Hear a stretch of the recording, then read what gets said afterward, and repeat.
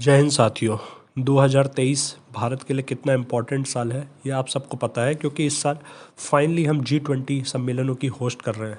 G20 सम्मेलन पूरे देश के टॉप 20 सबसे ज़्यादा पावरफुल, विकसित, विकासशील देशों का समूह है, जो आपस में साल में एक जगह मिलते हैं और भविष्य के रणनीतियों के बारे में चर्चा करते हैं।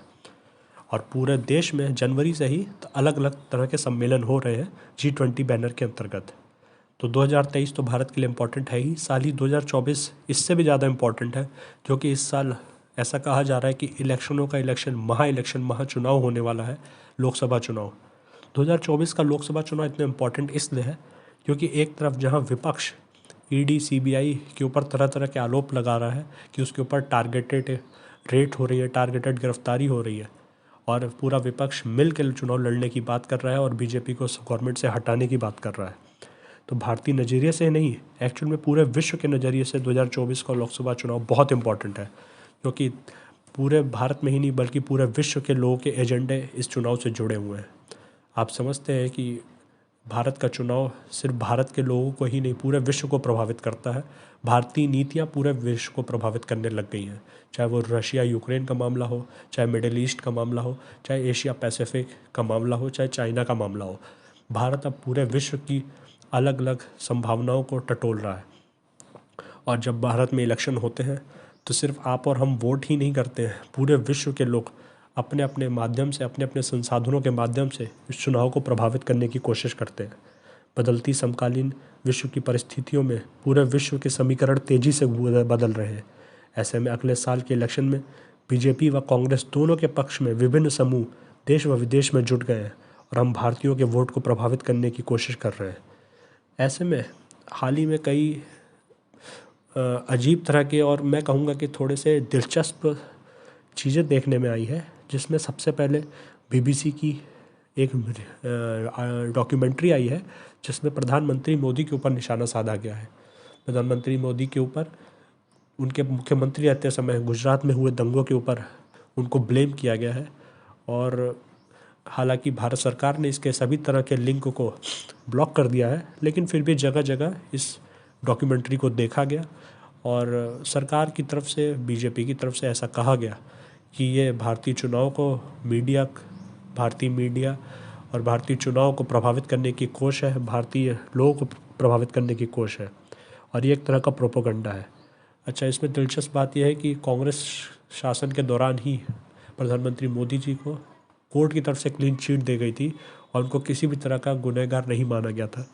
फिर भी बीबीसी द्वारा ऐसे टाइम पे ऐसे डॉक्यूमेंट्री लाना जाहिर सी बात है कि एक दिलचस्पी का विषय है। उसके बाद हिंडनबर्ग रिपोर्ट सामने आई।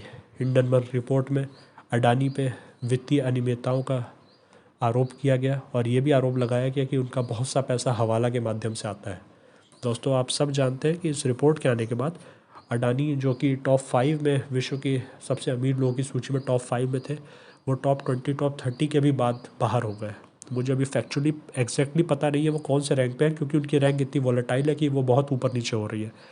तो इससे सिर्फ अडानी के ऊपर ही नहीं, जानकारों के अनुसार इसको सीधे सीधे बीजेपी के ऊपर हमला माना जा रहा है, क्योंकि ऐसा उनका मानना है जानकारों का कि अडानी और बीजेपी आपस में एसोसिएटेड है।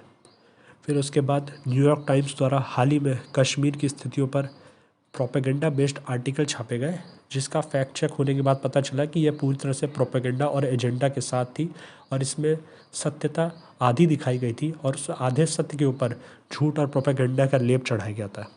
और उसके बाद अभी हाल ही में हमने देखा कि मशहूर उद्योगपति यूएस के जॉर्ज सोरोस ने प्रधानमंत्री मोदी पर प्रत्यक्ष हमला किया कॉन्फ्रेंस करके और उनको लोकतंत्र के लिए खतरा बताया।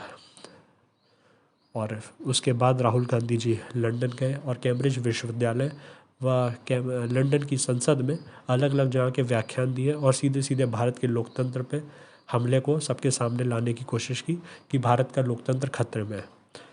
तो दिलचस्प बात यह है कि ये सारे इंसिडेंट्स अभी अचानक एक साथ कंजिक्यूटिवली क्यों हो रहे हैं। आप क्रोनोलॉजी समझ रहे हैं? क्या ये सब आपस में जुड़े हुए घटनाक्रम है? ये समझना व पता लगाना आपका काम है। मैंने ये सारे इंसिडेंट्स को लाके आपके सामने रख दिया।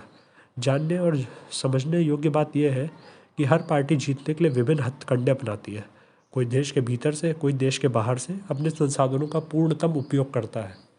तो ऐसे में जो ये सारे वाक़ये हुए, क्या ये किसी पार्टी की गवर्नमेंट को प्रभावित करने की चाल थी, चुनाव को प्रभावित करने की चाल थी, या ये किसी पार्टी से जुड़े मुद्दे नहीं हैं, या इसके पीछे क्या लॉजिक है, ये समझना आपका काम है।